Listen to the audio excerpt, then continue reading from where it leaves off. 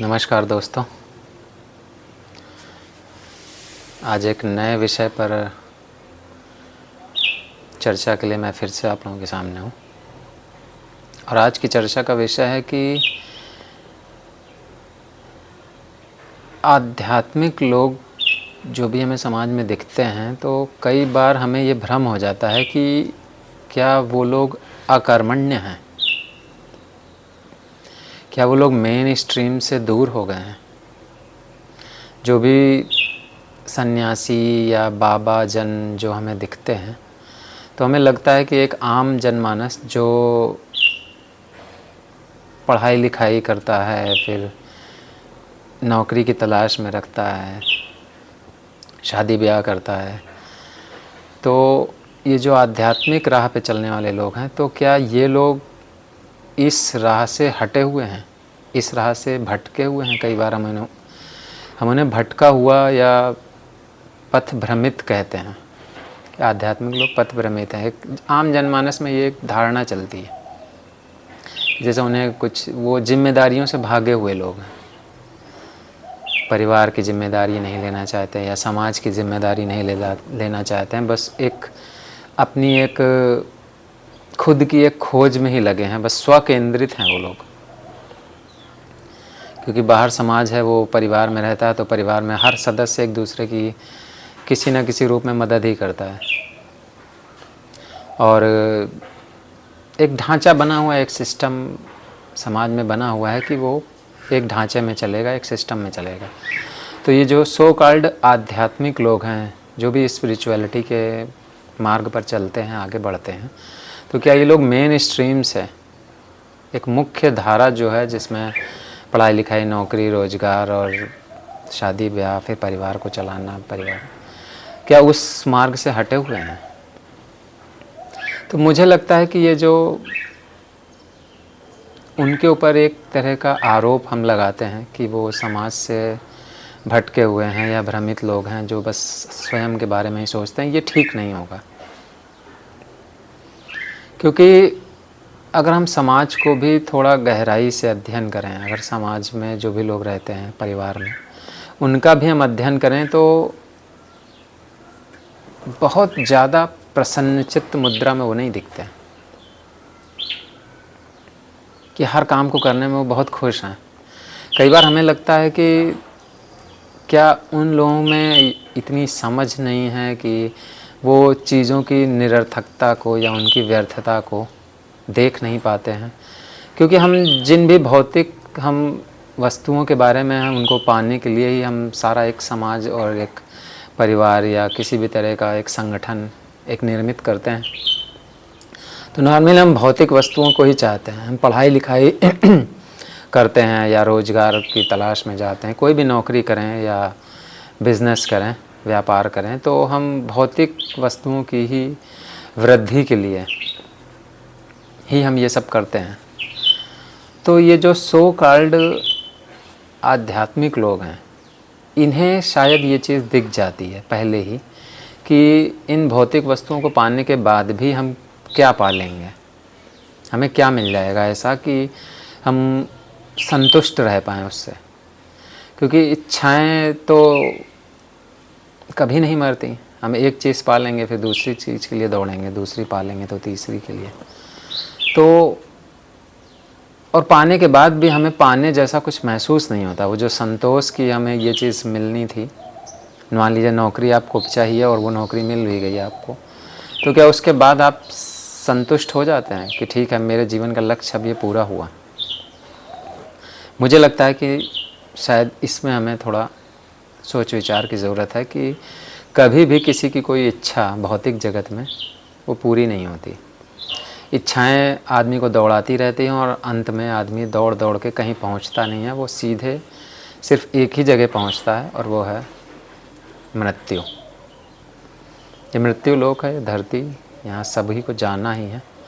तो हमारी अंतिम यात्रा बस यही है कि राम नाम सत्य है, इसके बाद कुछ नहीं है।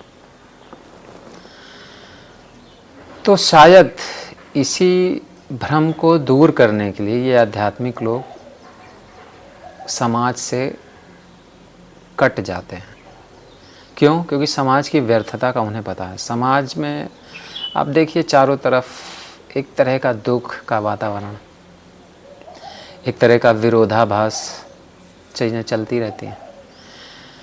एक दूसरे पर विश्वास की कमी, धोखाधड़ी, चारों तरफ हमारे मिलावट, करप्शन।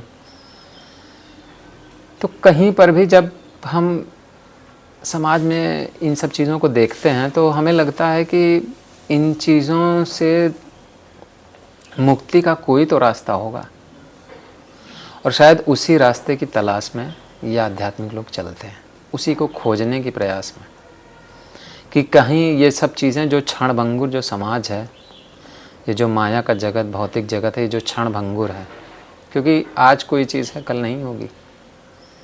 तो यहाँ तो यही खेल है। तो जिस तरह से हमारे ऋषि मुनियों ने जैसे मनुष्य के लिए एक शाश्वत की खोज का जो एक लक्ष्य रख दिया है कि आपको स्वयं को जानना है। शाश्वत अगर कुछ है आपके भीतर, जो आत्मा है, अगर वो शाश्वत है, वो कभी नहीं मरती, जैसा कि गीता में कहा गया है।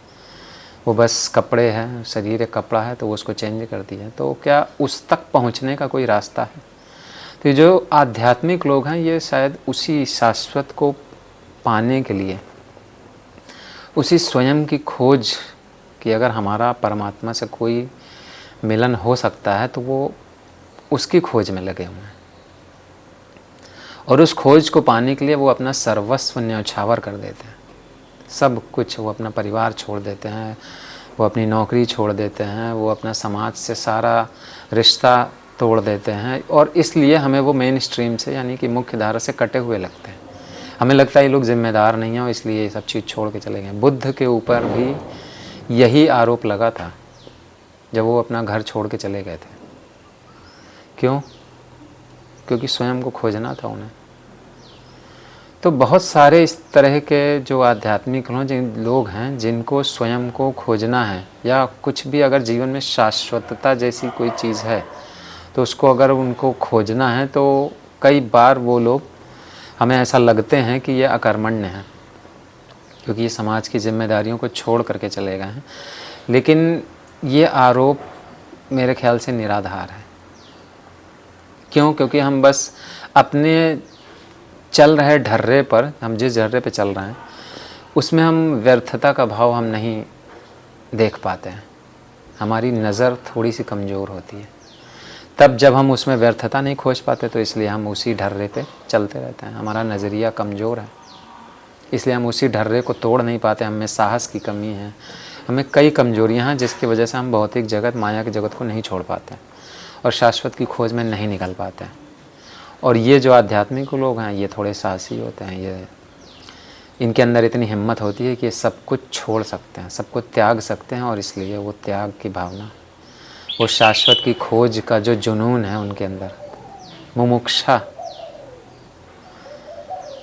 उस पर वो चल देते हैं। और तो कई बार ये बस देखने का भ्रम है कि हमें लगता है कि ये लोग अकर्मण्य हैं या जिम्मेदार नहीं हैं या समाज से भागे हुए लोग हैं, लेकिन ऐसा नहीं है। वो शाश्वतता की खोज में है, वो स्वयं को जानने की खोज में है। और उस खोज में कई बार हमें ये लग सकता है कि शायद ये बस चुपचाप बैठे हुए हैं और कुछ कर नहीं रहे हैं। क्यों? क्योंकि वो हम जैसे लोगों को जो कुछ कर रहे हैं उनको ऑब्ज़र्व करते हैं वो लोग, और इसलिए वो उनके चेहरे पे एक शांति होती है, एक खुशी होती है, एक स्वयं को जानने का उनका एक आभामंडल होता है उनके चेहरे पर। लेकिन दूर से बैठे हुए जो लोग हैं उन्हें लगता है कि ये लोग अकर्मण्य हैं, ये भ्रमित लोग हैं, ये अपने पथ से, अपने मार्ग से हटे हुए लोग हैं।